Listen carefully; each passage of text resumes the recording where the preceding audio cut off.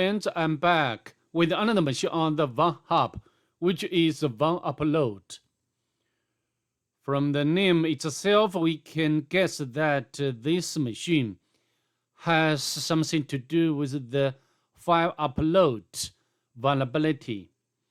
Before we go ahead, if you don't mind, please subscribe to my channel and leave a like below. Of course, if you can become my member, this would be best.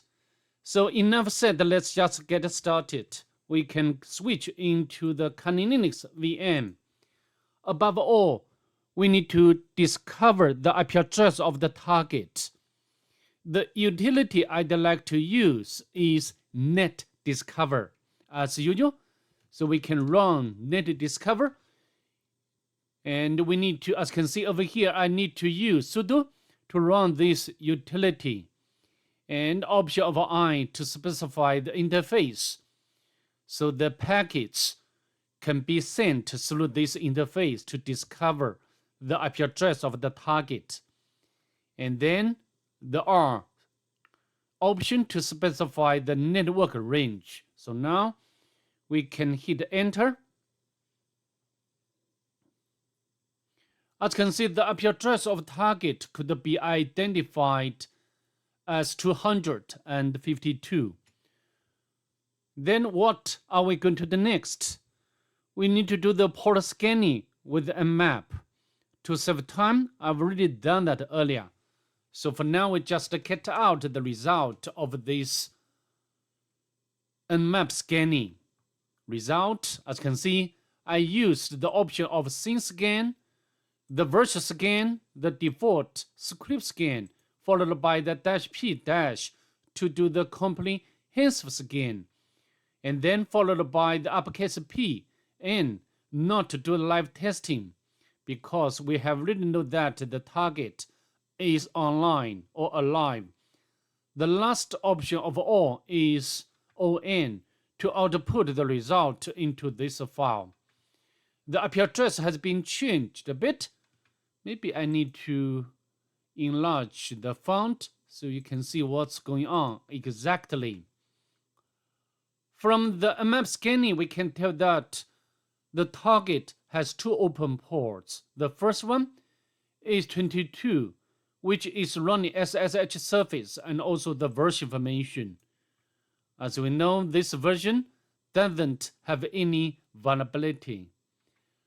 The second one is 80, which is running HTTP service and also the version information, Apache 2. As you know, Apache 2 is very popular web application software. And also we can tell that the target has robots file available, which has 8 disallowed entries. Later we can use a browser to do some review on all of them. So what we're going to do next, we need to open up our browser to do the enumeration first. And we can go to the website of the target and put the IP address of the target into the address bar of the browser. As you can see, we are prompted by this login funnel. And maybe I need to refresh. So before we try to test the weak credential vulnerability, I'd like to check with the source code of this page. Sometimes the source code can contain very important information, especially in the context of CTF machines. Okay, so nothing there, and we can try to use admin, and password is admin. To log in, error in username and password. And also we can check whether we can use the login bypass technique. And the password, login, error. So I think this way cannot take us to the right direction. So now and then we can check, we need to check the robots file. and there's several entries. For example, like a backup. Maybe I need to open up or use this tab, backup, not found, and then admin,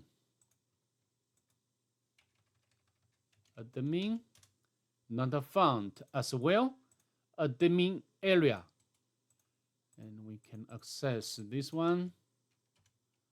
The admin area not work, and then we can check source code. Although the admin area is telling us this area is not working. However, if we check the source code of this page, we can get very important information. Actually, we get the second flag here, and also alongside the second flag is credential. So we can copy this information and paste in the notebook. And the username is admin. So I think we can log in to the login panel with this credential. However, I'd like to check other directories or entries first. We can copy and paste in here, not found. And the next one is uploads directory, not found. And the next one,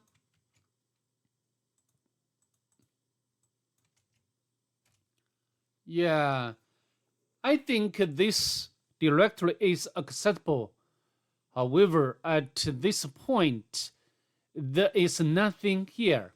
And next we can check a flag, and we can check the flag directly. This is actually the first flag. And now we can move on. So I think we do not need to use like Nigato or the GoBust to do the furthermore immersion, because I strongly believe we have already got the credentials. So now we can go back to the home page to log in. Not this one, home page of this site. The username is admin, and the password is this one. A bit complicated password. Login. Yeah, we are successfully logged in as user admin. And this admin area doesn't have much functionalities. Just, can allow us to upload the file.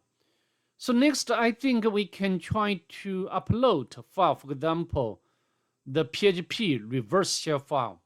Let's go back to our terminal. I've already got this reverse PHP file ready, which you can get it from the Pentest Monkey website or somewhere else. So for now, we can select this one to see whether there is any control or firewall in place on the target. And we can navigate to our working directory. So where upload. So this one, this one, we can select and upload the file. We can click this button. No error come back. So, which is a good thing, right? So maybe our file has been uploaded without a problem. And the next question is where the file is uploaded to. Okay? Do you remember? Just now during the manual immersion, we know that there is one directory, and this directory is accessible. And from the name of the directory, we can get that maybe this file is located there. So let me try this. Before we do that, we can set up the listener on the Kali Linux first. And now we can go back to the terminal, to the browser, upload files. Nothing there. It's the same. However, if we put the file name at the end, press enter, it looks like this actually working. And now, as you can see, when we pull out the terminal, yeah, we got the collection from the target. And next we can spawn the batch session, because batch session is much better. So to do that, we need to check the version of Python. Python 2 is not there. Python 3 is okay. And then we can run import pty module, pty spawn method to spawn the bash session. And next we need to make lateral movement or make the privilege escalation. To do that, we need to make some local enumeration. There is one normal user. We can go inside this directory. Yeah, nothing there. Bash history, nothing there. No, permission denied. So maybe we can try to use Nimpier's shell script to do the automatic enumeration. And I've already got this script ready on the Kali Linux. And then we need to upload this script or file to the target. There will be several possible ways. For me, the easiest way is to set up the web server on the Kali Linux by Python. http://server module. And now we can use wget to upload the IP address of the target, not the target, the Kali Linux Nimpier shell script. And in order to run this shell script, we need to make it executable. Oh, sorry, I mistype Nimpier's. And then we can run this shell script. When we try to elevate our privilege, in most cases, we need to utilize this script to do the automatic enumeration, because it can output a lot of information about the target. For example, like SUID, binary information. Okay, it's done. And then let's scroll up to see whether we can find something interesting.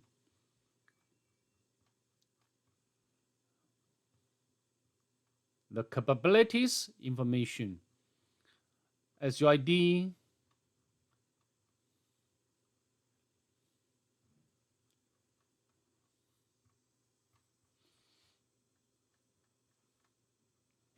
username information, active ports,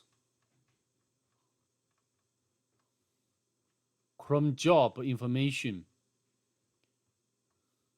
process information, even, the local exploits, the possible local exploits. Of course, in this video, I will not attempt to exploit these, vulnerabilities or exploits, okay? So how to do? So just as I said, sometimes we need to combine both manual enumeration and automatic enumeration. Otherwise, we cannot find some interesting and important information. For example, we can go to the var directory. Yeah, we can go to the backups. Sometimes not there. Go to the www directory and go to the HTML subdirectory. And here we got the hint, right? Hint. Yeah, try to find user TextRY password to read the plaque text file. I think this one. So far, we do not have permission to read this file. You can flag text permission denied. So trying to find the user Teknawi password to read this file. You can find it in hidden file. Okay. So how to do? I think this file should be, this hidden file should belong to the user Teknawi. So we can use the built-in utility find to do this for us. How to do? Find and the username, the user is Teknawi, and I think we want to retrieve, or we are interested in file rather than directory file, and redirect error to black hole. Nothing there. Find user Teknawi. So we do not put the type option. Nothing there. Interesting. Find user. Oh, sorry. I forgot to specify the location to search. By default, the find command or utility is to search files or directories under the current directory, because under this current directory, there just only one file flag. Okay, so we need to put the root directory and user Teknawi and type dev. Press enter. As you can see, we got the first one. We can copy this absolute path and we can cut out this file. Yeah, even we got the fourth flag and the username and password. So then we can switch our shell to this user. We just copy this username, and then we can copy the password for this user. It should be working without issue. All right, it does work. Next, we can, go into the home directory, and then we need to elevate our privilege, and we need to supply the password of my or current user. So the escalation would be very easy because this user can run all commands. So just sudo bin bash, and we have already got the privileged shell. So that's pretty much it. I'd like to see you in the next one. Bye. Have a nice day.